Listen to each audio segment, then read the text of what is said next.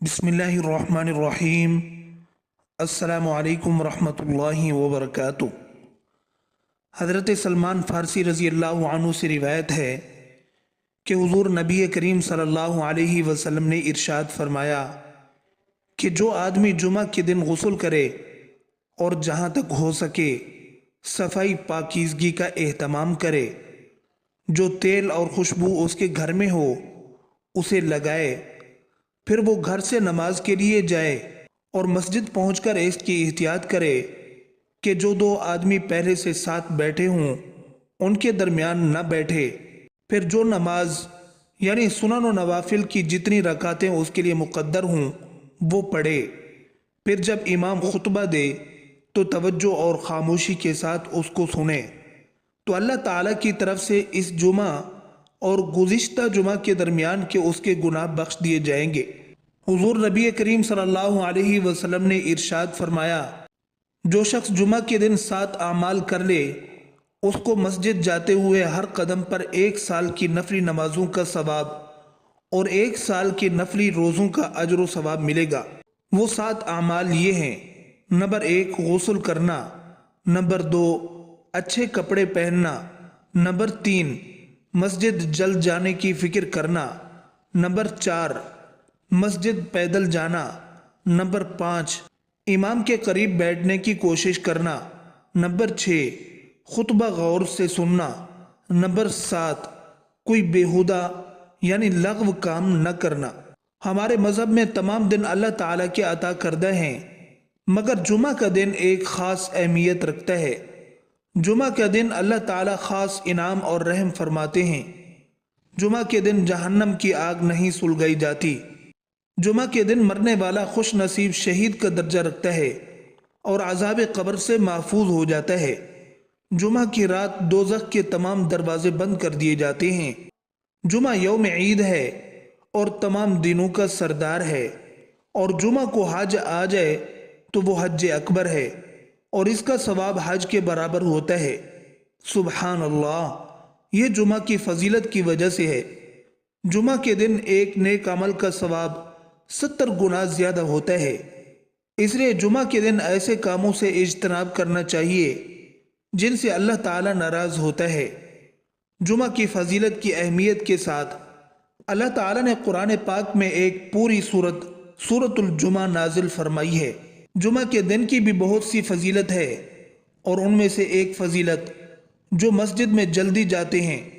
حضور صلی اللہ علیہ وسلم نے ارشاد فرمایا کہ جو شخص جمعہ کے دن جنابت کے غسل کی طرح اہتمام کے ساتھ غسل کرتا ہے اور پہلی فرصت میں مسجد جاتا ہے تو گویا اس نے اللہ کی خوشنودی کے لیے اونٹ کی قربانی کی، اور جو دوسری فرصت میں جاتا ہے گویا اس نے گائے قربان کی، جو تیسری فرصت میں جاتا ہے گویا اس نے میڑھا قربان کیا، جو چوتھی فرصت میں جاتا ہے گویا اس نے مرغی قربان کی، جو 5ویں فرصت میں جاتا ہے گویا اس نے انڈے سے اللہ کی خوشنودی حاصل کی۔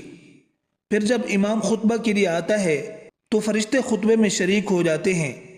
رسول اللہ صلی اللہ علیہ وسلم نے فرمایا کہ جب جمعہ کا دن ہوتا ہے تو فرشتے مسجد کے ہر دروازے پر کھڑے ہو جاتے ہیں، پہلے آنے والے کا نام پہلے اور اس کے بعد آنے والے کا نام اس کے بعد لکھتے ہیں۔ اس طرح آنے والوں کا نام اسی ترتیب سے لکھتے رہتے ہیں۔ جب امام خطبہ دینے آتا ہے تو فرشتے اپنا رجسٹر جن میں آنے والوں کا نام لکھے گئے ہیں لپیٹ دیتے ہیں اور خطبہ سننے میں مشغول ہو جاتے ہیں۔ ارشاد باری تعالی ہے، مومنو، جب جمعہ کے دن نماز کے لیے آذان دی جائے تو اللہ کے ذکر کی طرف لپکو اور خرید و فروخت چھوڑ دو، اگر سمجھو تو یہ تمہارے حق میں بہتر ہے۔ دوران خطبہ کسی طرح کی بات کرنا حتیٰ کہ نصیحت کرنا بھی منع ہے، جیسا کہ رسول اللہ صلی اللہ علیہ وسلم نے ارشاد فرمایا کہ جس نے جمعہ کے دن دوران خطبہ اپنے ساتھی سے کہا خاموش رہو، اس نے بھی لغو یعنی فضول بات کی۔ رسول اللہ صلی اللہ علیہ وسلم نے ارشاد فرمایا، جس نے کنکریوں کو ہاتھ لگایا یعنی دوران خطبہ ان سے کھیلتا رہا یا چٹائی کپڑے وغیرہ سے کھیلتا رہا، اس نے فضول کام کیا اور اس کی وجہ سے جمعہ کا خاص ثواب ضائع کر دیا۔ ہمیں ان باتوں سے اجتناب کرنا چاہیے۔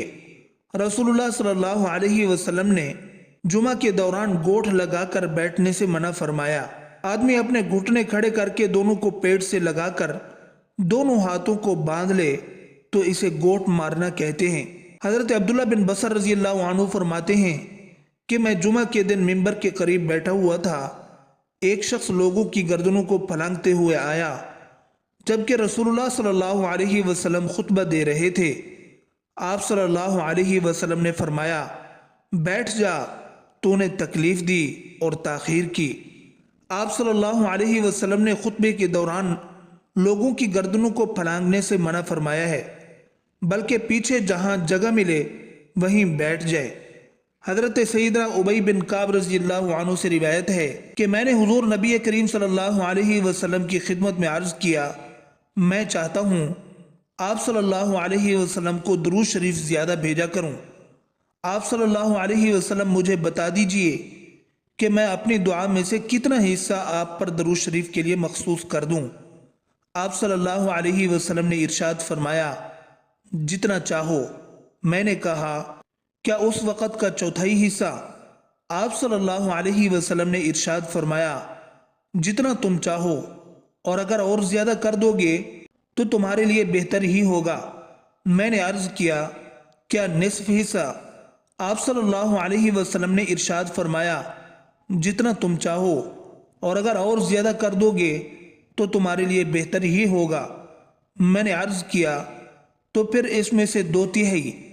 आप सल्लल्लाहु अलैहि वसल्लम ने इरशाद फरमाया, जितना तुम चाहो, और अगर और ज़्यादा कर दोगे तो तुम्हारे लिए खैर ही का बाइस होगा। तो मैंने अर्ज़ किया, मैं अपनी दुआ का सारा वक़्त ही आप सल्लल्लाहु अलैहि वसल्लम पर दरूद शरीफ के लिए मखसूस करता हूँ। आप सल्लल्लाहु अलैहि वसल्लम ने इरशाद फरमाया, अगर तुम ऐसा करोगे तो तुम्हारी सारी फिक्रों और ज़रूरतों की अल्लाह ताला की तरफ से किफ़ायत की जाएगी और तुम्हारे गुनाह और कसूर ख़त्म कर दिए जाएंगे। हज़रत अबू सईद खुदरी रज़ी अल्लाह अन्हु से रिवायत है कि हुज़ूर नबी करीम सल्लल्लाहु अलैहि वसल्लम ने इरशाद फरमाया, जो शख्स जुमा के दिन सूरत कहफ पढ़े उसके लिए नूर रोशन हो जाएगा 2 जुमों के दरमियान। हमें चाहिए हम इन बातों पर अमल करें और अल्लाह ताला हमें अमल की तौफीक अता फरमाए। आमीन।